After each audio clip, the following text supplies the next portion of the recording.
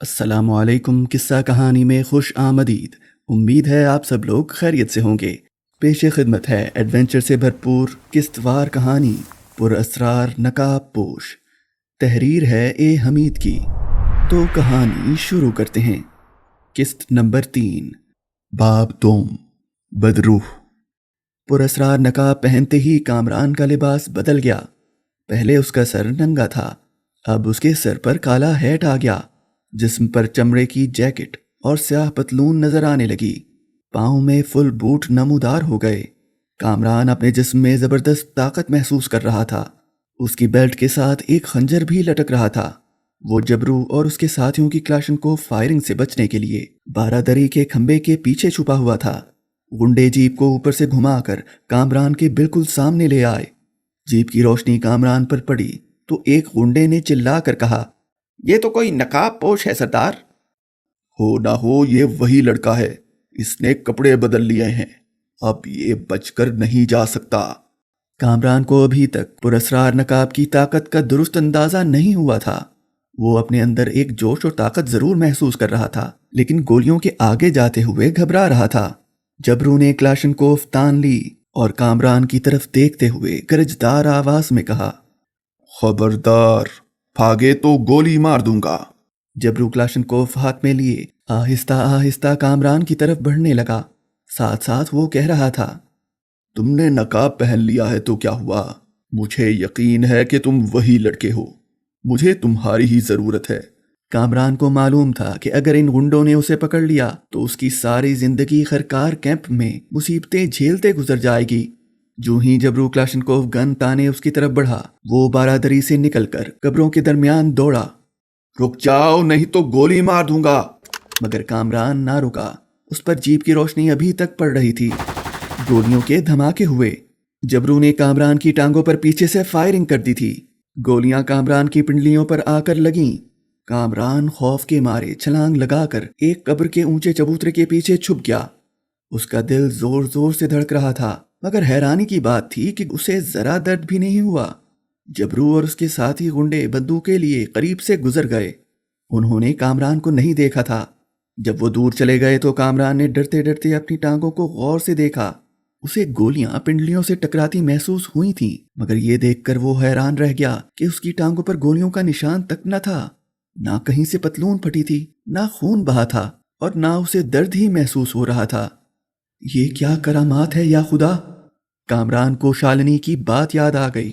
नकाब पहनने के बाद तुम में इतनी ताकत आ जाएगी कि तुम इसका अंदाजा नहीं लगा सकते। कामरान को यकीन हो गया कि अल्लाह के हुक्म से उसके अंदर कोई खुफिया ताकत आ गई है। कामरान कब्र के चबूतरे से बाहर निकल आया। बारिश अब रुक गई थी। कामरान ने कब्रिस्तान से आगे दरख्तों के घुप अंधेरे की तरफ देखा तो वो हैरान रह गया। वो अंधेरे में भी देख सकता था। उसे गुंडे वापस आते नजर आ रहे थे, हालांकि वहां गहरी तारीकी फैली हुई थी। वो अब पुरअसरार नकाब पोश बन चुका था। पिंडलियों पर गोली लगने के बावजूद जख्म न आने से उसमें एतमाद पैदा हो गया था। वो उठकर सीधा गुंडों की तरफ चलने लगा। जब वो कब्रिस्तान से बाहर दरख्तों के नीचे गुंडों के सामने आया तो जबरू और उसके साथियों ने उसको देख लिया।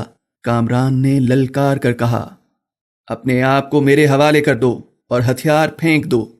अब मैं तुम्हें जिंदा नहीं छोड़ूंगा।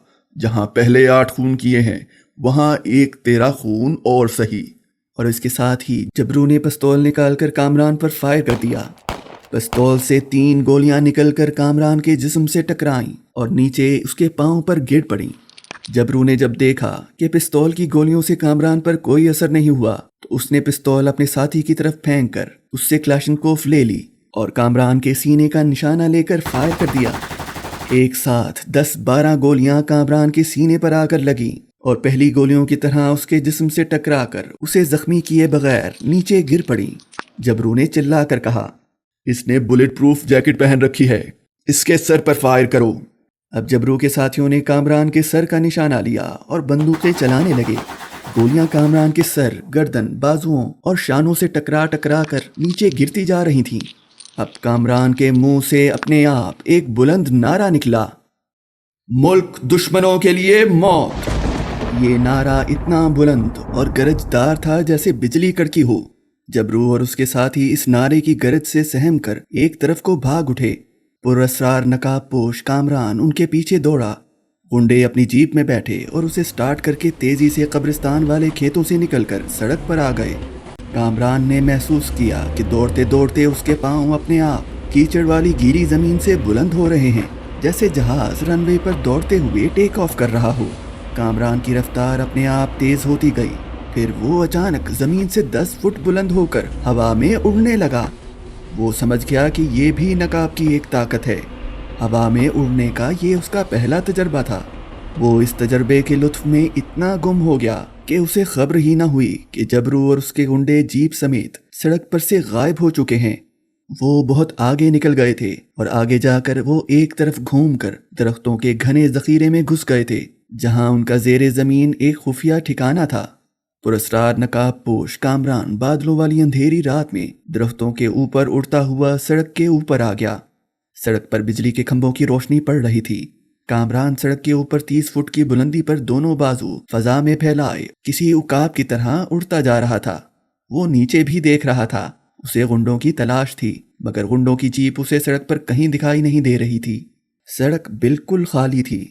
उसने सारा इलाका छान मारा, मगर उसे जबरू और उसके साथियों का कोई सुराग न मिला। कामरान ने सोचा कि वो सुबह दिन की रोशनी में इन गुंडों के ठिकाने को तलाश करने की कोशिश करेगा। उसे अपने वालिदैन का भी ख्याल आ रहा था कि वो उसके लिए परेशान हो रहे होंगे, लिहाजा कामरान वहीं से हवाई जहाज की तरह घूम गया। अब उसने अपना चेहरा ऊपर करके बाजू को हिलाया तो वो उकाब की तरह बुलंद होकर दरख्तों के ऊपर आ गया। वो तेजी से मजंग चुंगी की तरफ उड़ने लगा, क्योंकि उसका घर मजंग चुंगी के करीब नाले के पास था। वो जमीन से 50-60 फुट बुलंद होकर परवाज कर रहा था। अगर दिन का वक्त होता तो उसे उड़ता देखकर नीचे हुजूम इकट्ठे हो जाते, मगर रात का वक्त था। सड़कें बारिश में भीगने के बाद सुनसान हो गई थीं। मकान की रोशनियां कामरान के नीचे से गुजर रही थीं। उसे बहुत मजा आ रहा था। मजंग चुंगी के चौक को उसने रोशनियों से पहचान लिया। वो बाएं जानिब झुककर मुड़ गया। अब वो मजंग के मकानों के ऊपर उड़ रहा था। फिर उसे नाले के पास अपना मकान नजर आया। उसके मकान के ड्राइंग रूम की बत्तियां जल रही थीं। जरूर उसके वालिदैन बेचैनी से उसका इंतजार कर रहे होंगे। उसने तेजी से नीचे को गौता लगाया और अपने मकान से कुछ दूर गंदे नाले के पास एक दरख्त के नीचे उतर आया। वो पुरअसरार नकाबपोश बनकर अपने घर नहीं जाना चाहता था। उसने जल्दी से अपनी आंखों पर से वो काला नकाब उतार लिया। नकाब के उतरते ही उसके सर पर रखा हुआ हैट, उसकी जैकेट और शानदार पतलून और फुल बूट एकदम से गायब हो गए। अब वो फिर से एफए का दुबला पतला स्टूडेंट बन गया, जिसने नीली शर्ट और जीन्स पहन रखी थी। पुरअसरार नकाब कामरान के हाथ में था और वो उसको गौर से देख रहा था। ये मखमल जैसे कपड़े का स्याह नकाब था और उसके दरमियान में एक सांप बना हुआ था जो फन उठाए कुंडली मारे बैठा था। उसे यकीन नहीं आ रहा था कि अभी कुछ देर पहले वो कैसे कैसे अजीब काम कर रहा था। उसने काला नकाब तह करके अपनी पतलून की पिछली जेब में रखा और अपने घर की तरफ चल पड़ा। घर में उसके वालिदैन सख्त परेशान थे। उसको देखते ही उसके अब्बू उस पर बरस पड़े। कहाँ थे तुम? इतनी देर कहाँ लगा दी? तुम्हें घर वालों का जरा ख्याल नहीं? अब्बू मैं क्या करता, बारिश इस कदर तेज थी कि बाहर निकलना मुश्किल था। वो उन्हें कैसे बताता कि उसके साथ क्या गुजरी थी, और वो अभी कुछ देर पहले लाहौर के आसमान पर उड़ता फिर रहा था। वालिदा ने उसे गले लगाकर बात रफा दफा कर दी। उसने अपने कमरे में आकर कपड़े बदले, पुरअसरार काले नकाब को अपने तकिए के नीचे छुपा कर रख लिया और बिस्तर पर लेटकर देर तक गुजरे हुए अजीब वाकयात पर गौर करता रहा। उसे अब तक यकीन नहीं आ रहा था कि ऐसा करामाती नकाब उसके हाथ आ गया है, जिसको पहन लेने से गोली भी उस पर असर नहीं करती और वो हवा में उड़ सकता है।